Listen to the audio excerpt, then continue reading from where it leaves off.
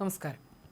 ലോകത്തിലെ ഏറ്റവും അപകടകാരിയായ ലഹരിക്കടത്ത് സംഘങ്ങളിലൊന്നായ Jalisco new ജനറേഷന്റെ കാർട്ടലിന്റെ സ്ഥാപകനും തലവനുമായ L Mencho എന്നറിയപ്പെടുന്ന നെമേസിയോ റൂബൻ ഒസേഗര സെർവാൻഡസിനെ കഴിഞ്ഞ ഞായറാഴ്ചയാണ് മെക്സിക്കൻ സൈന്യവും അമേരിക്കയും സംയുക്തമായി നടത്തിയ നീക്കത്തിനൊടുവിൽ വധിച്ചത്. ഇയാളുടെ മരണത്തിന് പിന്നാലെ മെക്സിക്കോയിലെ 20ഓളം സംസ്ഥാനങ്ങൾ സംഘർഷഭരിതമാവുകയും ചെയ്തു. പ്രദേശത്തുടനീള സുരക്ഷാ ഉദ്യോഗസ്ഥർ കാവൽ ശക്തമാക്കിയതോടെ കാർട്ടൽ ഗുണ്ട സംഘങ്ങൾ അക്രമം അഴിച്ചുവിടുകയായിരുന്നു. അങ്ങേയറ്റം ക്രൂരമായ പീഡന മുറകളിലൂടെയും കൊലപാതകങ്ങളിലൂടെയുമാണ് എൽ മെഞ്ചോ തന്റെ മയക്കുമരുന്ന് സാമ്രാജ്യം ഭരിച്ചിരുന്നത്. ശത്രുക്കൾക്കിടയിൽ ഭീതി പടർത്താൻ അതിഭീകരമായ ആക്രമണ രീതികളായിരുന്നു ഇയാൾ സ്വീകരിച്ചിരുന്നത്. കഴിഞ്ഞ കുറേ വർഷങ്ങളായി മെക്സിക്കോയിലെ ചെറിയ ഗുണ്ടാ സംഘങ്ങളുമായി കരാറുകളിൽ ഏർപ്പെട്ട് തന്റെ അധികാരം വ്യാപിപ്പിച്ചായിരുന്നു ഈ അധോലോക നായകൻ തന്റെ ലഹരിക്കടത്ത് സംഘത്തെ രാജ്യത്തെ ഏറ്റവും ശക്തമായ ക്രിമിനൽ സംഘമാക്കി മാറ്റിയത്. മുൻ സിനലോവ കാർട്ടൽ തലവൻ ജോവാക്വിൻ എൽ ചാപ്പോ ഗുസ്മാനെ 10 വർഷം മുമ്പ് പിടികൂടിയതിനു ശേഷം മയക്കുമരുന്ന് മാഫിയകൾക്കേറ്റ ഏറ്റവും വലിയ തിരിച്ചടി കൂടിയാണിത്. എൽ മെഞ്ചോയുടെ മരണത്തിന് പിന്നാലെ കാർട്ടൽ സംഘങ്ങളുടെ തിരിച്ചടിയെ പ്രതിരോധിക്കാനും സുരക്ഷ ശക്തമാക്കാനും അധികൃതർ സജീവമായി രംഗത്തുണ്ട്. എന്നാൽ നേതാവ് കൊല്ലപ്പെട്ടതോടെ അയാൾ നിയന്ത്രിച്ചിരുന്ന പ്രദേശങ്ങൾ പിടിച്ചെടുക്കാൻ എതിരാളികൾ തമ്മിൽ മത്സരം ഉണ്ടാകുമെന്നും ഇത് അതിഭീകരമായ അക്രമങ്ങൾക്ക് വരെ കാരണമാകാമെന്നും ഉള്ള ഭീതിയും വർദ്ധിക്കുകയാണ്. അത്തരത്തിൽ മെക്സിക്കോയിലെ 6 അധോലോക സംഘങ്ങളുടെ നീക്കങ്ങളെയാണ് ഏറെ ശ്രദ്ധയോടെ അധികൃതർ നിരീക്ഷിക്കുന്നത്.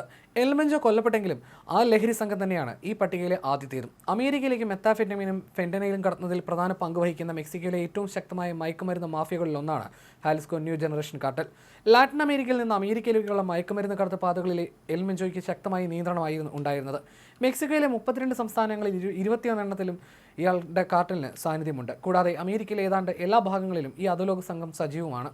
എൽ മെഞ്ചോയുടെ കൊടും ക്രൂരമായ ഭരണകാലത്ത് മയക്കുമരുന്ന് മാഫിയകളുടെ ലോകത്തെ ക്രൂരതയുടെ എല്ലാ പരിധികളും ലംഘിക്കുന്ന അതിഭീകരമായ പ്രവർത്തികളായിരുന്നു അരങ്ങേറിയിരുന്നത്. 2011 വെരാക്രൂസിൽ തിരക്കേറിയ ഒരു വൈകുന്നേരം 35 പേരെ അതിക്രൂരമായി പീഡിപ്പിച്ച് കൊലപ്പെടുത്തിയ ശേഷം മൃതദേഹങ്ങൾ നടു റോഡിൽ ഉപേക്ഷിച്ച സംഭവത്തിന് പിന്നിൽ ഇതിന് 2 വർഷത്തിന് ശേഷം ശത്രുപക്ഷത്തുള്ള ഗുണ്ടാ തലവന്റെ മകളാണെന്ന് തെറ്റിദ്ധരിച്ച് 10 വയസ്സുകാരിയെ ക്രൂരമായി ബലാത്സംഗം ചെയ്ത ശേഷം തീ കൊളുത്തി കൊലപ്പെടുത്തി. 2015 ഒരു പിതാവിനെ സ്കൂൾ വിദ്യാർത്ഥിയെ മകനെയും ശരീരത്തിൽ ഡൈനാമിറ്റുകൾ ഒട്ടിച്ചുവെച്ച് സ്ഫോടനത്തിലൂടെയും കൊലപ്പെടുത്തിയിരുന്നു. ഈ ഭീകര ദൃശ്യം ചിരിച്ചുകൊണ്ട് മൊബൈലിൽ പകർത്താനും ആ കൊലയാളി സംഘം മടിച്ചില്ല. മയക്കുമരുന്ന് കടത്തിന് പുറമെ എണ്ണമോഷണം, മനുഷ്യക്കടത്ത്, ഭീഷണിപ്പെടുത്തി പണം തട്ടൽ തുടങ്ങിയ കുറ്റകൃത്യങ്ങളിലെല്ലാം തന്നെ CGNJ സജീവമാണ്.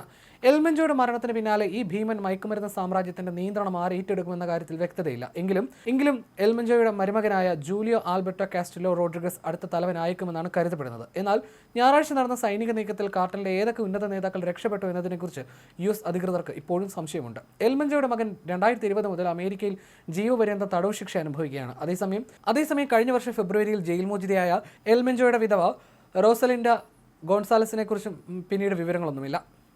മറ്റൊന്ന് സിനലോവ കാർട്ടലാണ്. ലോകത്തെ ഏറ്റവും വലുതും ശക്തമായ മയക്കുമരുന്ന് സാമ്രാജ്യങ്ങളിലൊന്നായി സിനലോവ കാർട്ടൽ ദീർഘകാലമായി അറിയപ്പെടുന്നുണ്ട്. കുപ്രസിദ്ധനായ മുൻ നേതാവ് ജോവാക്വിൻ ഗുസ്മാൻ ലോറ അഥവാ എൽ ചാപ്പോയിലൂടെയാണ് ഈ സംഘം ലോകശ്രദ്ധ നേടിയത്. നിലവിൽ ജാലിസ്കോ ന്യൂ ജനറേഷൻ കാർട്ടലിലെ ഏറ്റവും വലിയ എതിരാളികളായ ഇവർ എൽ മെഞ്ചോയുടെ മരണത്തോടെ അവരുടെ അധീനതയിലുള്ള പ്രദേശങ്ങൾ പിടിച്ചെടുക്കാൻ ലക്ഷ്യമിടുന്നുണ്ട്. സിനലോവ കാർട്ടലിൽ നിലവിൽ ചുരുങ്ങിയത് 2 നേതൃ ശൃംഖലകളുണ്ട്. അതിൽ ആദ്യത്തേത് 2024 ജൂലൈയിൽ അമേരിക്കയിൽ വെച്ച് അറസ്റ്റിലായ മുൻ നേതാവ് ഇസ്മായിൽ സാംബഡ ഗാർസിയയുടെ വിശ്വസ്തരുടെ കീഴിലാണ് പ്രവർത്തിക്കുന്നത്. മറ്റൊരു വിഭാഗം എൽ ചാപ്പോയുടെ മക്കളായ Joaquin Guzman Lopez, Ovidio Guzman Lopez, Ivan Archivaldo, Jesus Alfredo എന്നിവരുടെ കീഴിലാണ്. കാർട്ടൽ ഡെൽ നോറസ്റ്റയാണ് മറ്റൊരു സംഘം.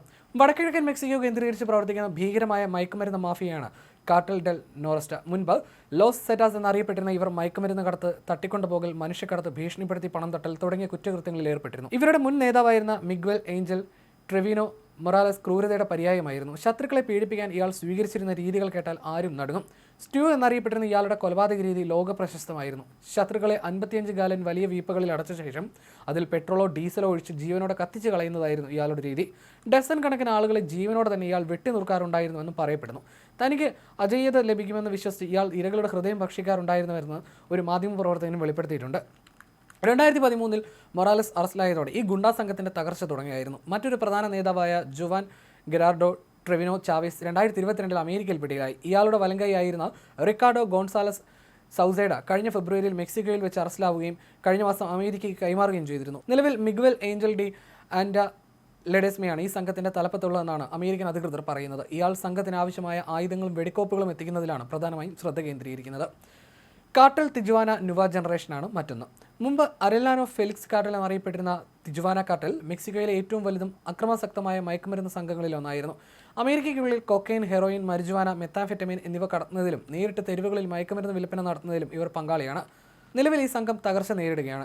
ഈ സംഘത്തിലെ ഏറ്റവും കുപ്രസിദ്ധനായ സഹായിയായിരുന്നു സാന്റിയാഗോ മെസ. സ്റ്റ്യൂ മേക്കർ എന്നറിയപ്പെട്ടിരുന്ന ഇയാൾ കുറഞ്ഞത് 300 മൃതദേഹങ്ങളെങ്കിലും ആസിഡിൽ ലയിപ്പിച്ചായിരുന്നു നശിപ്പിച്ചിരുന്നത്. മൃതദേഹങ്ങൾ തെളിവില്ലാതെ നശിപ്പിക്കുകയായിരുന്നു ഇയാളുടെ രീതി. ഇതിനായി ഇയാൾക്ക് ആഴ്ചയിൽ $600 ശമ്പളവും ലഭിച്ചിരുന്നു. 2009 ഇയാൾ അറസ്റ്റിലായതിനു പിന്നാലെ ഇയാളുടെ ഫാമിൽ നിന്ന് 10,000-ഓളം മനുഷ്യ ശരീര അവശിഷ്ടങ്ങളും കണ്ടെടുത്തിരുന്നു.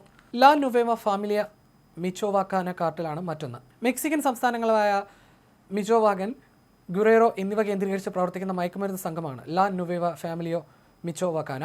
2014 മുൻ നേതാവ് നസാരിയോ മൊറേനോ ഗോൺസാലസ് കൊല്ലപ്പെട്ടതിനു ശേഷം ഇവർക്ക് പഴയ പ്രതാപം നഷ്ടമായെങ്കിലും കരുത്തിന്റെ കൊടുമുടിയിൽ നിന്ന കാലത്ത് മെക്സിക്കൻ മയക്കുമരുന്ന് ലോകത്തെ അടക്കി ഭരിച്ചിരുന്നത് ഈ സംഘമായിരുന്നു. മെത്താഫെറ്റമിൻ വിതരണത്തിനായി നെതർലാൻഡ്സ്, ഇന്ത്യ, ചൈന, ബൾഗേറിയ എന്നിവിടങ്ങളിൽ ഇവർക്ക് അന്താരാഷ്ട്ര ബന്ധങ്ങളും ഉണ്ടായിരുന്നു. കൂടാതെ Chicago, Dallas, Los Angeles, Atlanta തുടങ്ങിയ പ്രധാന നഗരങ്ങളിലെ ക്രിമിനൽ സംഘങ്ങളുമായി ഇവർ ഒത്തുചേർന്ന് പ്രവർത്തിച്ചിരുന്നു.